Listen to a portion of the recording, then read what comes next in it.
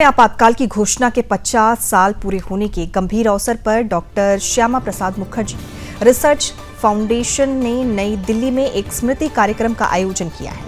आपको बता दें, जिसमें भारत के लोकतांत्रिक इतिहास के सबसे अंधकारमय अध्याय पर विचार किया गया। इस कार्यक्रम में केंद्रीय गृह मंत्री अमित शाह शामिल हुए। इस दौरान अमित शाह ने कहा कि लोकतांत्रिक मूल्य भारतीय संस्कृति में गहराई से समाहित है।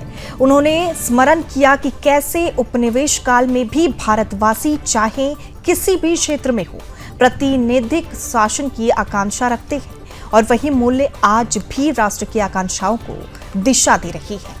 आपातकाल को लोकतंत्र की आत्मा पर एक क्रूरतम प्रहार बताते हुए गृह मंत्री अमित शाह ने प्रस्ताव रखा कि 25 जून को प्रतिवर्ष संविधान हत्या दिवस के रूप में मनाया जाना चाहिए।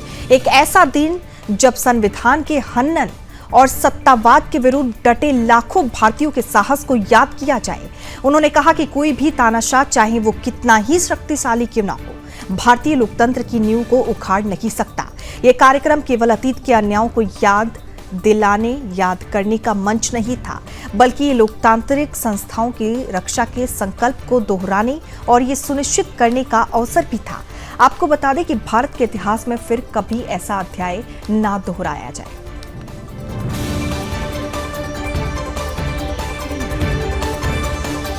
और बहनों, आज आपातकाल की पूर्व संध्या की 50वीं बरसी है और इस 50वीं बरसी पर यहां पर एक कार्यक्रम का आयोजन श्यामा प्रसाद मुखर्जी न्यास ने रखा है। कई लोगों के मन में सवाल आता है कि 50 साल के पहले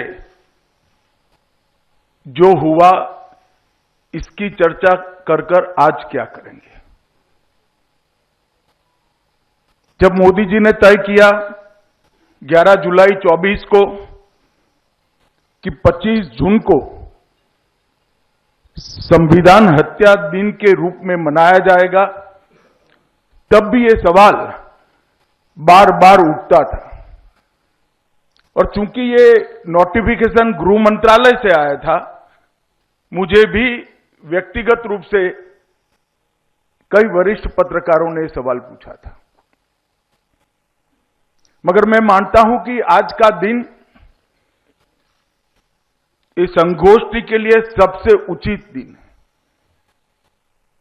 क्योंकि अच्छे या बुरे किसी भी प्रकार की राष्ट्रीय घटना के जब 50 साल पूरे होते हैं, तो समाज जीवन के अंदर इसकी याददाश्त धुंधली हो जाती